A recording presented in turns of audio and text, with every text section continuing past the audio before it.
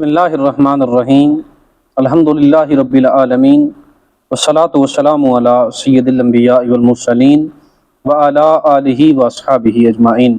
الصلاة والسلام علیک یا رسول اللہ وعلی آلک واصحابک سیدی یا حبیب اللہ۔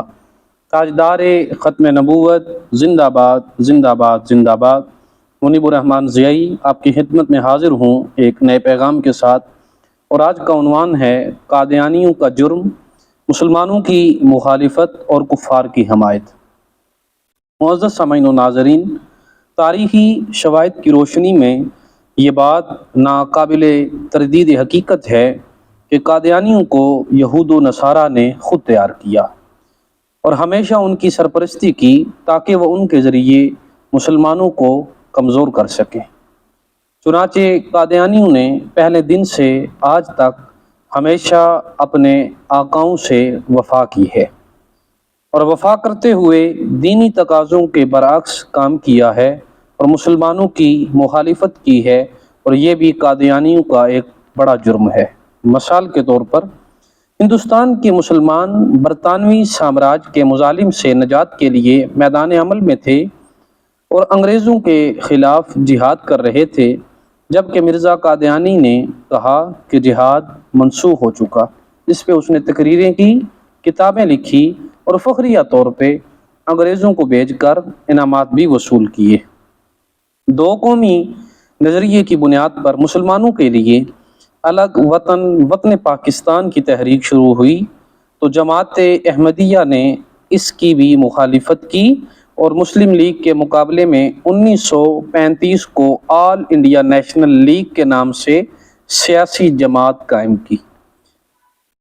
تقسیم ہند کا فیصلہ ہو چکا تو قادیانیوں نے باؤنڈری کمیشن حد بندی کرنے والی کمیٹی کے سامنے یہ انوکھا مطالبہ رکھا کہ ہمارا موقف ہے مسلم لیگ اور کانگریس دونوں سے مختلف ہے، لہٰذا قادیان کو ویٹیکن سٹی کی طرح خود مختار ریاست قرار دیا جائے، یعنی ہم نہ تو پاکستان کے ساتھ رہنا چاہتے ہیں اور نہ ہندوستان کے ساتھ رہنا چاہتے ہیں۔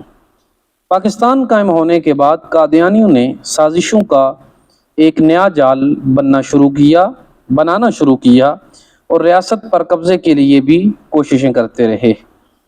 بدقسمتی سے پاکستان کا پہلا وزیر خارجہ ظفر اللہ خان متعصب قادیانی تھا، جس نے ہمیشہ پاکستانی مفادات کا تحفظ کرنے کے بجائے قادیانیوں کے مفادات کو ترجیح دی، اور وفات بانی پاکستان کے تیسرے دن 14 ستمبر 1948 کو ضلع جنگ میں چنیوٹ سے 50 میل کے فاصلے ربوہ نامی علاقے کی 1034 ایکڑ عرضی 1 آنا فی مرلہ اور 1.25 روپے فی کنال کے حساب سے بانٹی گئی۔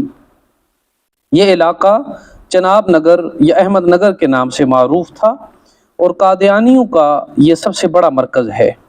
ایک عرصے تک یہ ریاست کے اندر ایک الگ ریاست تھی، یہاں غیر قادیانیوں کا داخلہ ممنوع تھا اور عدالتی نظام الگ تھا۔ یہاں کی اپنی فورس تھی اور احمدی خلیفہ وہاں کا وزیر اعظم تھا۔ قادیانی منصوبہ بندی کے ساتھ ملک کے کلیدی عہدوں پر قابض ہوئے، حتیٰ کہ 1987 کو قومی اسمبلی میں پیش کی گئی رپورٹ کے مطابق افواج میں 328 افسر جو تھے وہ قادیانی نکلے، اور ان قادیانیوں نے ملک کو دیگر مختلف ذرائع سے نقصان پہنچانے کے ساتھ ساتھ اسرائیل کو پاکستان کے ایٹمی راز بھی فراہم کیے۔ اسلام اور ملک و قوم سے بغاوت اور سازشوں کی وجہ سے قومی اسمبلی کے اراکین نے اتفاق رائے سے انہیں غیر مسلم قرار دیا۔ یہ ان کی اصل تصویر ہے جو آج مسلمانوں کا لبادہ اوڑھ کر مسلمانوں کو ہی ختم کرنا چاہتے ہیں۔ لہٰذا صدقہ جاریہ سمجھتے ہوئے اس پیغام کو خود بھی سماعت کریں اور اپنے دوستوں تک بھی ضرور پہنچائیں۔ جزاک اللہ۔